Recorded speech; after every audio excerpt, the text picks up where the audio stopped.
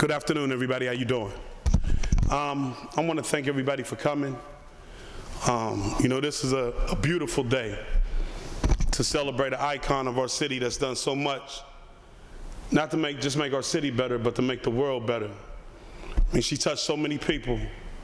We're talking about Alma Speed Fox.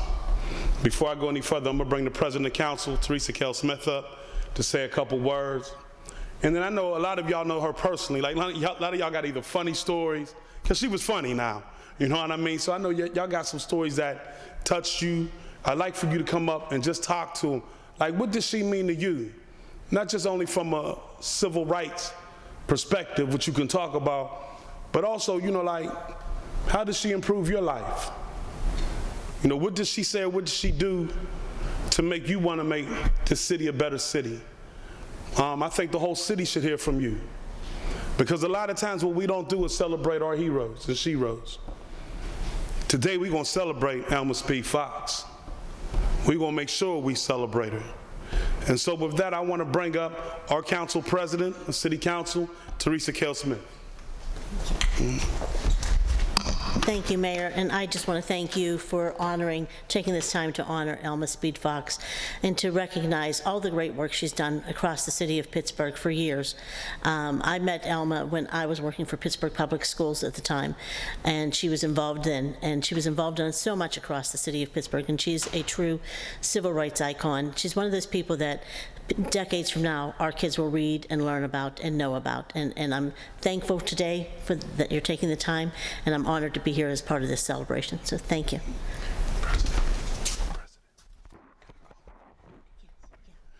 So if anybody wants to line up to speak, come on up. Come on up. Mr. Mayor? Yes? First we have Ms. Muriel Fox Alim. Come on up.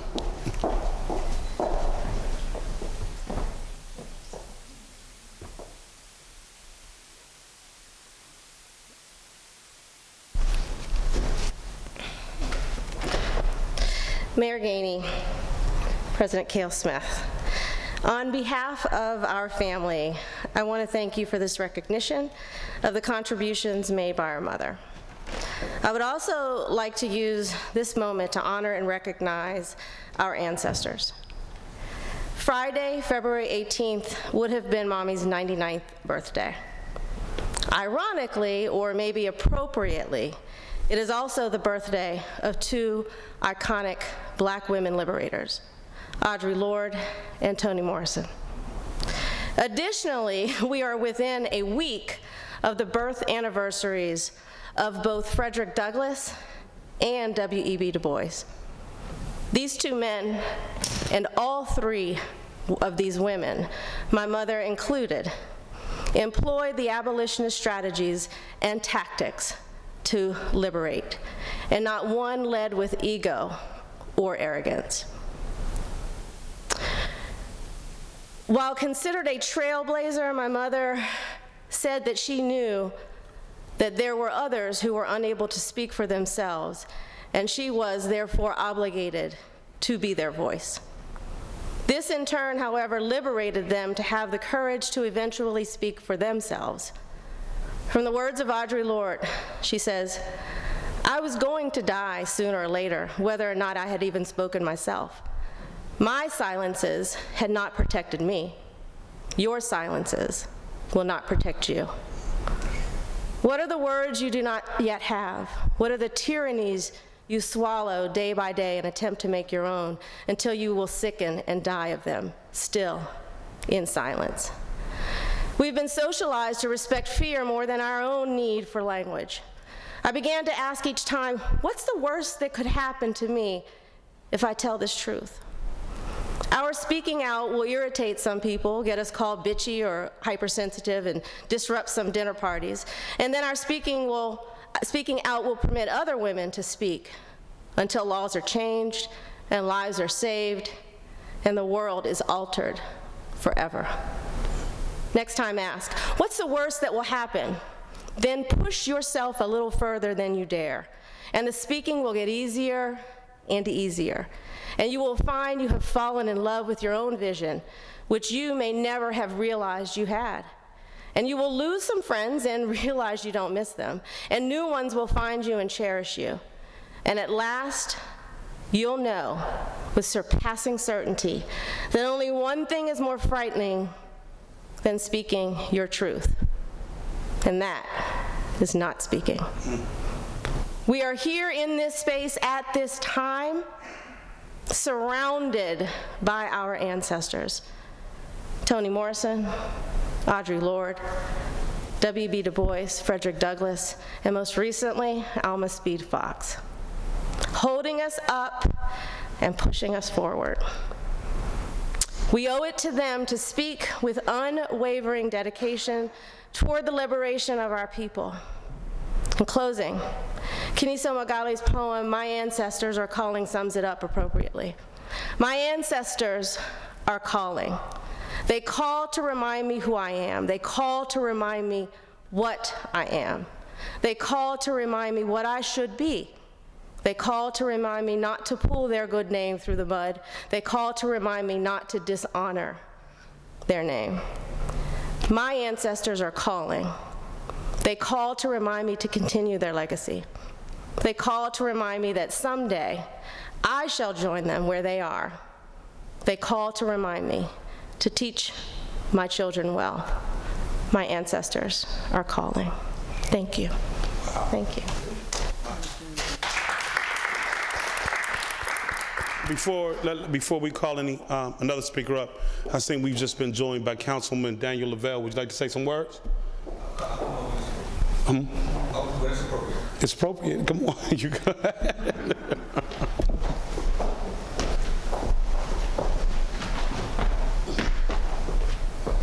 Thank you, Mayor Gainey.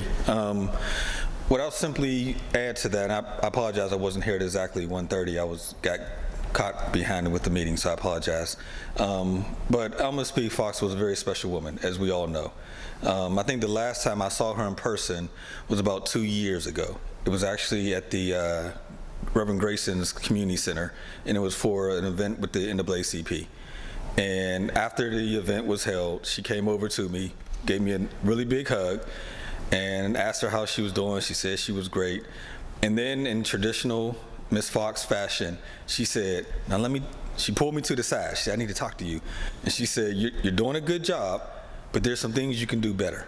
And she went to begin explaining some things that I needed to do better, some people that needed additional help, and she began to continue to speak up for those who otherwise wouldn't be spoken for. And so I'll always remember that about her, always being willing to speak up for others, but also being willing to speak up and also tell me how I can be a better servant for the public, and because that's what she truly was, a true public servant in every essence of the word.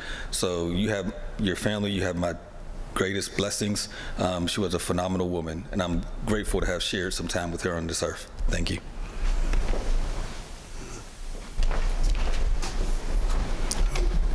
Mr. Mayor, next we have Tim Stevens. Stevens?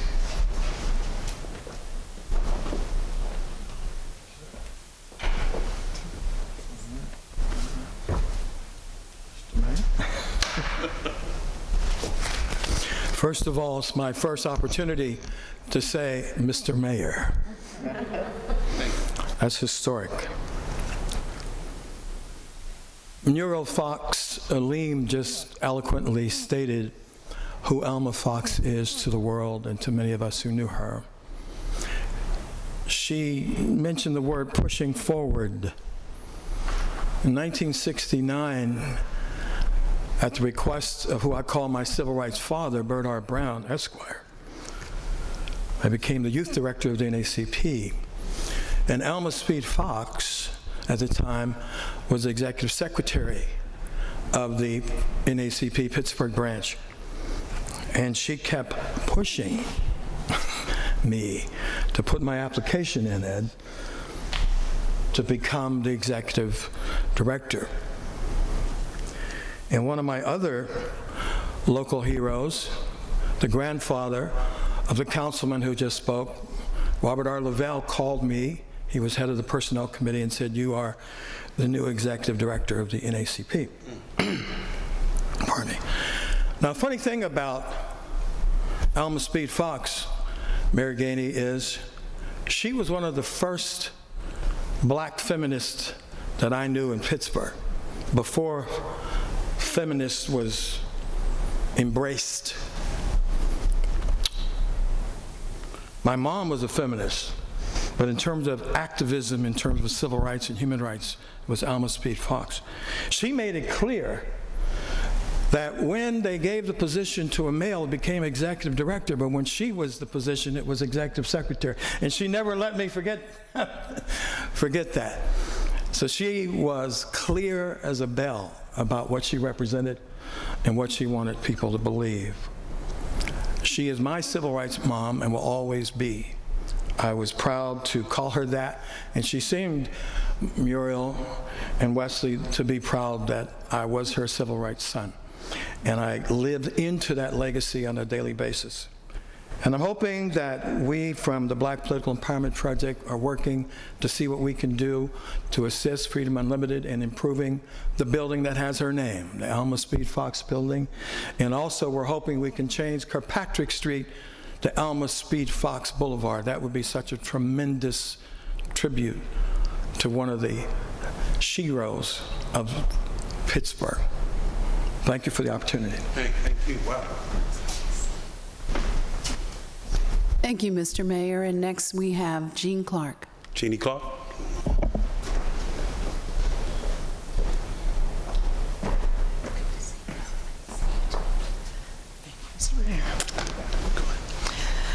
You know, it's hard to think of Alma by herself, because I think of her along with Bird Brown, along with Gwen Elliott, along with Mayor Gainey, and of course, along with her family. I was very grateful to Alma for being my friend, because there was, in my mind, no reason that this amazing woman should call me a friend, but she was. And she taught us all, and she taught me to be brave and to fake it if you couldn't be brave.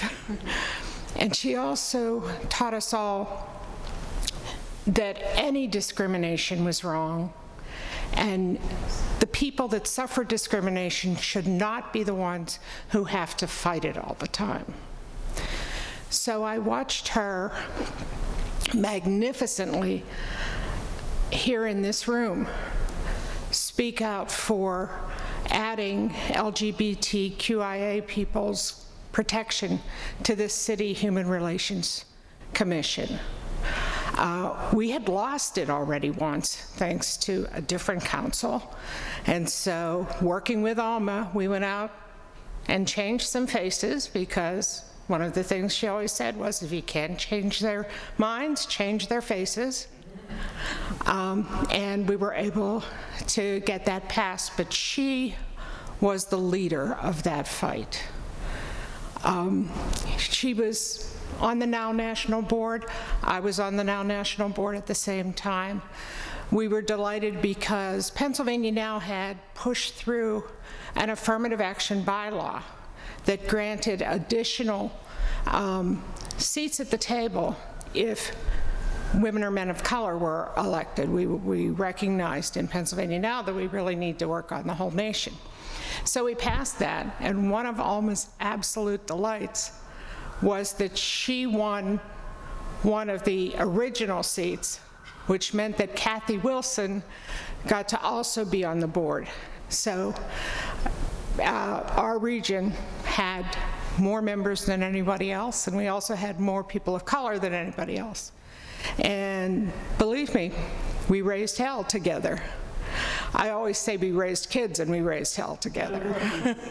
Because now, particularly, and along with the NAACP, we just took our kids with us and taught them everything from the ground up, and they went out and, in many cases, became wonderful activists. And watching Muriel particularly grow up in Now was just a delight, but Alma lives on in her family and friends. More than anyone I would ever know. I can hear her telling me to calm down, telling me to, it's okay, and telling me to go get them. She didn't, she may tell me that all in the same sentence.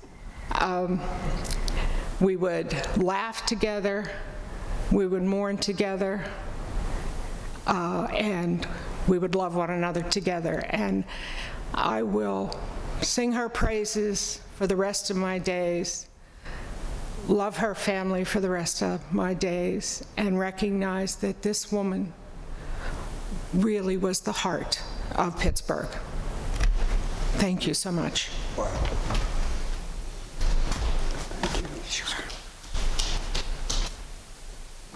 Thank you, Mr. Mayor. And next we have Latasha Mays. The boss, come on up.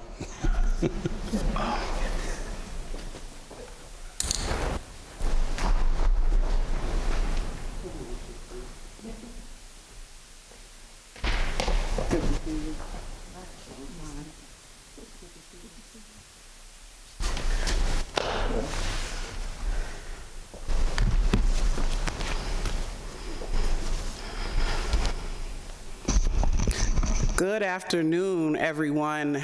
My name is Latasha D. Mays, and I'm the founder, president, and CEO of New Voices for Reproductive Justice. I am transitioning out of my role as president and CEO of New Voices for Reproductive Justice after 18 years of serving this community, this region, this nation by building a movement that centered Black women, femmes, girls, and gender-expansive people in a place that not many people thought that was possible in 2004. But I can tell you the person who did think it was possible, and that was none other than Alma Speed Fox. And she is the reason I'm standing here today. She is the reason that New Voices can celebrate 18 years of doing wholly impossible work. Work that was long fought, issues and fights we are still fighting today. But it's because of Ms. Fox that I could be any measure of leader in her legacy. I met Ms. Fox when I was 22 years old because I wanted to use Freedom Corner, and when I called the number, they said, oh, no. You can't use Freedom Corner unless you talk to Ms. Alma. I'm like, who is this person? So I go to, they said, and I couldn't even talk to her on the phone. I had to go to the office to speak with her, and from that moment, she changed my life, as she has changed so many things, as she has changed this city. And so I consider my leadership in direct lineage of Alma Speed Fox. She has so many movement daughters and sons and children that she has brought up because she recognized something in us. Something that could change this community, something that could change this world. And for me, as a 22-year-old young Black lesbian woman, to have a woman at that time was 80 years old. She was 80 years old when I met her, still fighting and creating change in her community. I was so deeply inspired by our conversation, which lasted for hours, and I just felt so blessed to have met this person at this point in my journey where I thought maybe I would leave Pittsburgh. But I said I wanted to be in a place where Alma Speed Fox was, and so she convinced me of a lot of things, but she definitely made sure I knew that I had to organize Black women to attend the March for Women's Lives in 2004 in Washington, D.C. And I was like, I don't know how we're gonna do this, Ms. Fox. We only have 40 days. We only have 40 days to make this happen. She said, you don't know what to do. You will be able to make it happen, and we did. And she was the spark that led to the flame that led to the movement for reproductive justice, work that had been done before, but now work that really had a name, work that censored black women, work that had black women at the forefront talking about reproductive justice. To sit at her feet for almost 20 years is one of the highest blessings in my life. She was a woman before her time, and I'm always amazed by all that she did. I think about what I'm going to do at 40 and what she was doing at 40, what she had already accomplished in the 60s at the age of 40. And all that I could even hope to do or hope to be is in the image of Ms. Fox. We talk about her civil rights legacy, but I always have to stress her feminist legacy and her women's rights legacy, because she understood intersectionality before it was a term. She lived intersectionality. She really gave us permission and freedom to pursue positions, opportunities, and really create the changes we wanted to see in the world by her example. And so when I look at the flyer that says Alma S. Fox for City Council, we need to know that history, that herstory, that she did so many things first. And so when I announced that I was running for elected office, there's no other person that I would call that day but Alma Speed Fox to say thank you for creating a way, really out of no way, so that those like me could follow her footsteps, blaze more trails for those that come behind us. But above all, in anything and everything we do from this point out, it has to be freedom unlimited. It has to be about racial justice and the end of white supremacy so that we can have freedom unlimited. It has to be about dismantling patriarchy so that we can have freedom unlimited, that we have to undo all the ways that misogyny holds women and femmes and girls and folks back. We have to dismantle that. We have to look at the ways that homophobia and transphobia are killing marginalized people in this community every day. We have to be concerned about those who have the least, and that our fight is about economic justice for all people. This is all the work of Alma Speed Fox that we must continue. She has passed the baton so many times, but now we must pick it up and run our fastest and our greatest towards freedom unlimited. I'm so grateful to not only for the 99 years we had Alma Speed Fox on this earth, but I'm grateful for her family who shared her with all of us, because you didn't have to do it.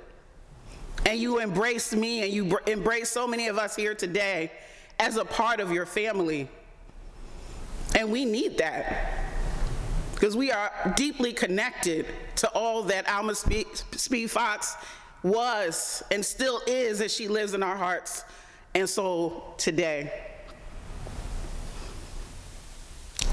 She is my ancestor along with my mother, who passed away 4 years ago, and along with Shirley Chisholm, who is someone who deeply inspires me every day to be unbought and unbossed.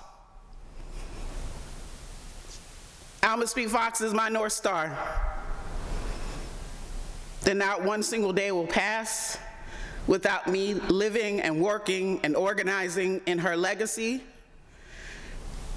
And I'm grateful for the life of Alma Speed Fox forever and always. Thank you, Mayor Gainey, for recognizing the greatness and the icon that Alma Speed Fox is still. And thank you, council members, for creating this space to honor a beautiful life, a powerful life. And I just feel so, while we mourn and grieve, I'm happy because I know she gets to rest. I'm happy because there's so much more for us to do. And that begins with me, that begins with all of us here in this room today. Thank you so much. Thank you. Y'all can get that up. Anyone else? Anyone else? The reason why I thought this was so important today is a lot of times in this city, we don't recognize our heroes and our sheroes. We really don't. And we have an opportunity now to recognize them, because I want the city to know about this icon named Alma Speed Fox. I remember the first time I met her. You hear so much about a person. My mother used to work for Harvey Adams. I never met a politician, but I met a lot of civil rights activist leaders. And so you hear so much about them. And so the first time I met her, I was just listening, because I'm really staring like I never expected to be in the presence of Alma Speed Fox. I didn't. Not coming where I come from. And so to have that opportunity, it was like meeting someone that you don't think you're gonna meet, because at the end of the day, really you don't think you're worthy. And the one thing that I always said about Alma Speed Fox that you heard everybody else say that really impacted me is that when she spoke to you, she spoke words of wisdom. You know, it's not every day you meet someone that encourages you. You just don't. But her spirit was one of encouragement. Like, she encouraged everybody. If you were in her presence and you left not feeling good, then at that moment in time, you got to check yourself, because she's going to give you something that you didn't expect to receive. And I always used to tell her when I seen her, thank you. Because even when I first started my journey running for state representative, I knocked on the door. And I thought I was just knocking on the door, give her some information, and I was going to be gone. She said, come on in and sit down. So my heart is beating real fast. And I go and I sit down. And you know, she just talked about the responsibility of public service, and while she believed that there's a lot to be left and what we have to do to get there, and that we need to take it serious because there's so many people in our community that are hurting, and so many people that don't believe in the system because they haven't seen progress or prosperity, that they've always been held down by a systematic system that's kept them down and not built them up. And I listened. I didn't ask a lot of questions. I didn't do none of that. Because what question could I ask other than just listening to the wisdom she was going to deposit? And so for me, it was just about listening. So I got a text from Jeannie Clark. And I didn't see the text because when I go home, a lot of times I put my phone on silent and I leave it there. Then about a couple of minutes later, I go check my phone. It's a text from Jeannie Clark and a call from Muriel. And I was like, something's going on. So I called Muriel immediately, and she tells me, and I'm like, wow. Because sometimes it's difficult to believe that you're in a world with an icon that you won't see no more. Then I read Jeannie Clark's text. And then I remind myself that I see her every day, and so will you. Because I understand what it means when they tell you somebody lives in your heart. I understand what it means when they say that what people have poured into you stays with you. That is their legacy to us. So when I hear Tim talk about her pushing him to run for executive director of the NAACP, that's just her encouraging people again. That was her life. And because that, she made a harvest for the world. And in that harvest, all crops grew wisely and all crops grew up. And I can just see right here today exactly why that is. So I would like for the family to come up and receive a proclamation from the mayor's office.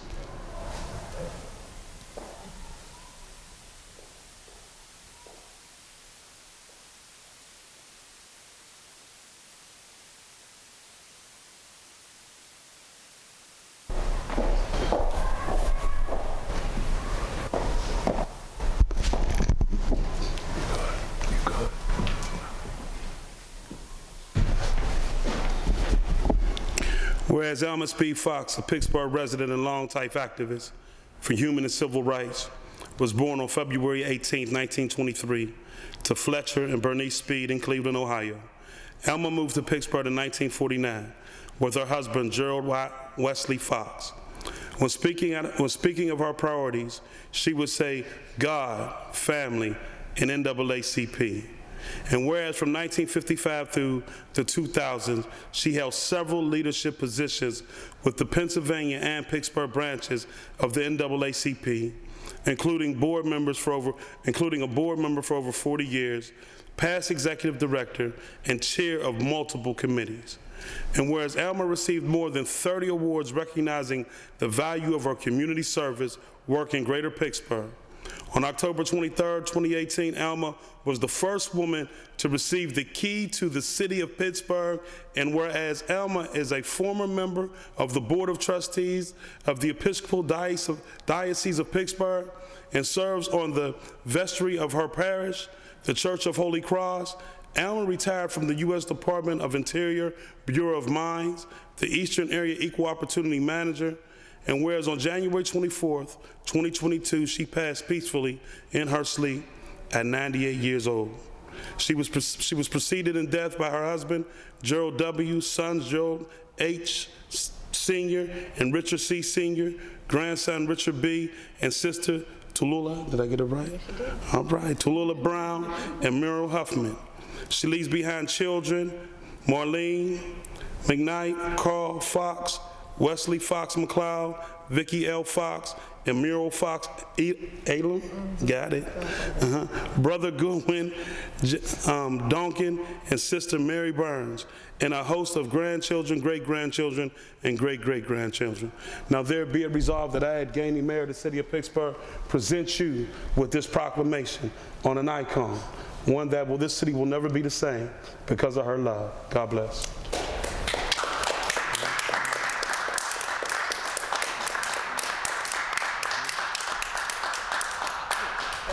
Yeah, I don't have anything else to say.